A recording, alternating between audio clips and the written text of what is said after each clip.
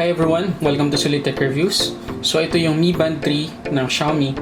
Gusto ko i-share sa inyo yung naging experience ko at observation ko sa fitness band na to, kung ano yung specs niya at kung sulit ba siyang bilhin ngayong 2019. Pero bagong lahat, syempre, mag-unbox muna tayo.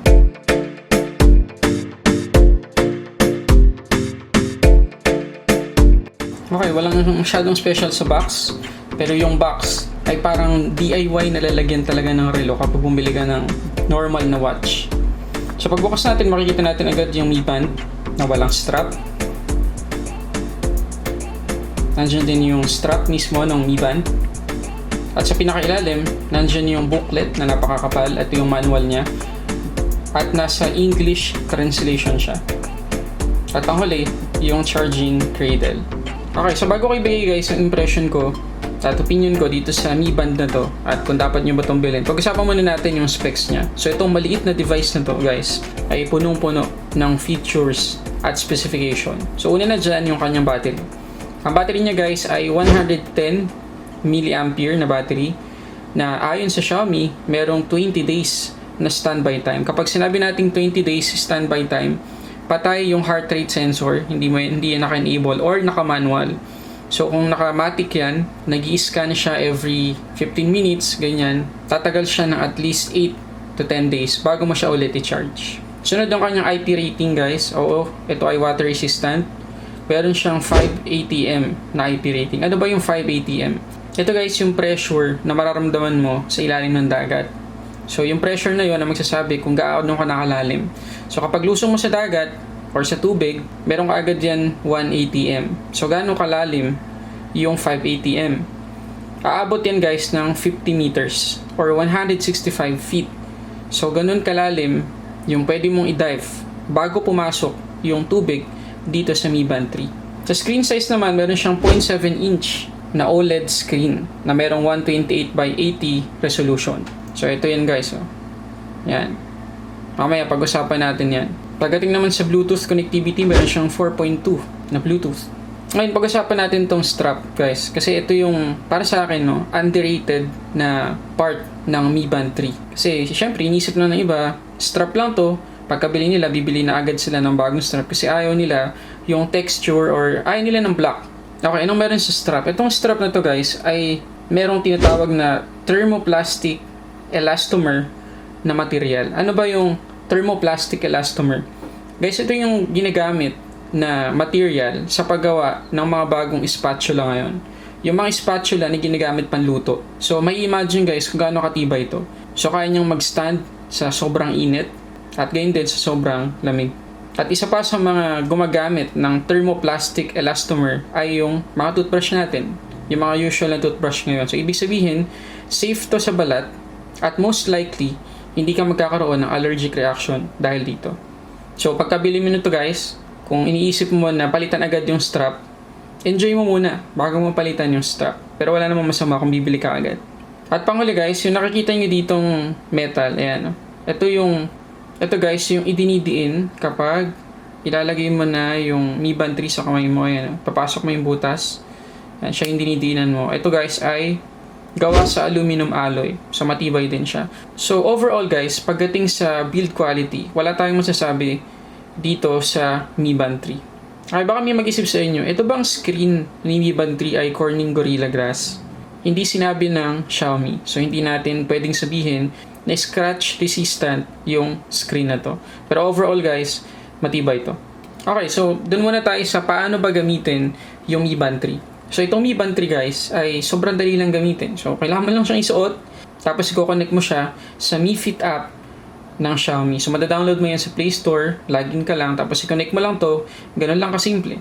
So, dun sa application guys, makikita mo lahat ng details na nakuha ng Mi Band 3 sa katawan mo or sa activities mo. For example, nakalagay doon kung ilan na yung steps mo. Nakalagay din doon kung ilan na yung calories na na-burn mo. Yung heart rate mo. Yung sleep data. Yung timbang mo, at marami pang iba. So, lahat yan detailed sa application. So, ano-ano pa yung pwede nating makita dito sa Mi Band 3? So, ilan sa mga features na guys, pwede kang gumamit ng stopwatch.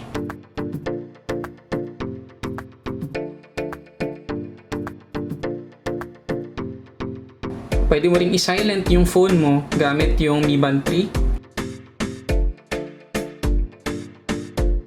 Pwede mo hanapin yung device mo gamit yung Mi Band 3. So kapag pinindot mo yung find device, magri-ring yung phone mo. At syempre makikita mo na kung nasaan. At kahit hindi colored yung screen nito guys, pwede mong mapalitan yung itsura ng screen niya. So meron siyang tatlong theme.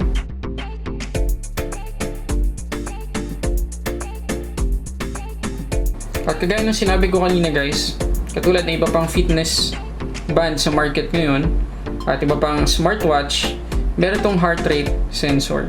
So yung heart rate sensor na yun ay pwedeng bilangin yung heart rate mo. Depende kung gaano kadalas yung frequency na sinet mo dun sa application. So merong 1 minute, merong 5 minutes, 10 minutes, at every 30 minutes. At ang maganda si Mi Band 3 guys, hindi katulad nung nagdaang dalawang generation nito, yung Mi Band tsaka Mi Band 2, pwede na nitong ma-display yung notification sa phone mo. So kapag mayroong notification sa Facebook, sa Gmail, messages, or iba pang application, isaset mo dun sa Mi Fit app. Okay ngayon guys, pag-usapan natin, sulit bang bilhin si Mi Band 3? Para sa akin guys, sulit siya. Kasi number 1, kahit anong occasion, kahit nasaan ka, pwede mo siyang suotin. Hindi lang tuwing nagbabasketball ka or meron kang sports na ginagawa or naka-casual ka, kahit naka-formal attire ka guys, maganda pa rin yung dating niya kasi nga kulay itim, glossy, napaka-elegante ng itsura kumpara doon sa Mi Band 2. Kaya pangalawa guys na gusto ko dito sa Mi Band 3, touchscreen na siya. So wala na siyang button guys. So makikita nyo lang na merong gap dito sa baba. So pinutin nyo lang yan at ma-activate na yung screen. Ang isa pang paraan guys ay i-lift yung ating wrist at makikita na natin display ng watch. At dahil ito ay OLED screen guys, mas readable. So kung nasa outdoor ka man or indoor, madali mo makikita yung watch mo. Isa pa guys, mas maganda yung water resistance nito. So sabi ko kanina, 165 feet yung maximum depth na kaya nito bago siya pasukan ng tubig. So kahit na umuulan or nag-swimming lang tayo ng normal, hindi tayo mag-aalala dito sa Mi Band 3. At panghuli na gusto ko dito guys ay yung battery life. Yung battery life guys, kagaya na sinabi ko kanina, sabi ng Xiaomi 20 days standby time. So kung naka-on yung heart rate sensor mo, tapos every 10 minutes, 5 minutes na nag-scan yung heart rate sensor, tatagal to ng at least 8 to 10 days. Pero sa actual guys, nung ginamit ko na siya, tumagal siya guys ng 2 weeks or 14 days bago ko siya i-charge. So ganun siya katagal guys. Actually after 2 weeks, meron pa rin natitirang battery sa kanya. So ganun kaganda yung battery niya kahit na naka-on yung heart rate sensor. So sulit ba si Mi Band 3? Yes, sulit na sulit guys. So kung gusto niyo itong bilhin, nandiyan yung link sa description sa baba. Pwedeng itong bilhin sa maricelonlinestore.com, website ng Maricel Online Store. At pwede nyo silang i-chat para sa iba pang information or details tungkol sa fitness band na to. Okay, bago tayo magtapos guys, meron akong gustong ipakita sa inyo na isa pang magandang feature ng Mi Band 3. Okay, tingnan nyo to guys ha. Pwedeng ma-unlock ni Mi Band 3 yung phone natin habang suot-suot natin to. So habang suot natin to guys, hindi nakalock yung phone natin. Pero kapag inilayo natin yung phone natin sa Mi Band 3, nakalock na siya ulit. So pakita ko na lang sa inyo kung paano nangyayari yun. So, nandito ngayon si Mi Band 3. Hindi ko na kailangan mag-swipe sa fingerprint scanner. Naka-unlock na siya agad. Okay, pero ilalayo ko siya ngayon. So ngayon guys, nakalayo na si Mi Band 3. Kailangan na niya ng password. So tingnan natin kapag inilapit natin si Mi Band 3. Ang bilis, diba? Isa pa guys. Lock. Unlock. So isa pa yun sa mga feature na gusto ko sa Mi Band 3. Okay, so sana naging helpful to ulit guys tong video na to. Maraming salamat sa panonood ninyo. Kung nakatulong, please hit the like button below.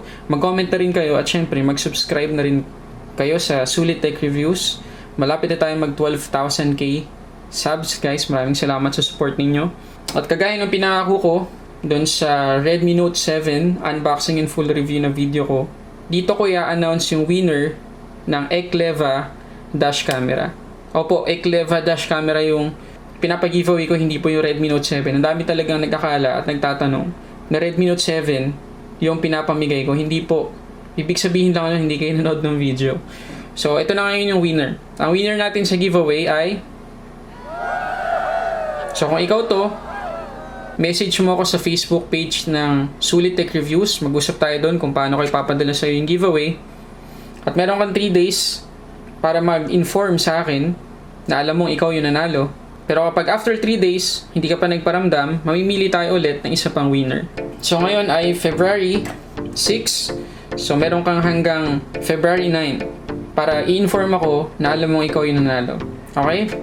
So yun lang guys, maraming salamat ulit sa panonood. Para sa samon-saring unboxing reviews, this is Sulit Tech Reviews.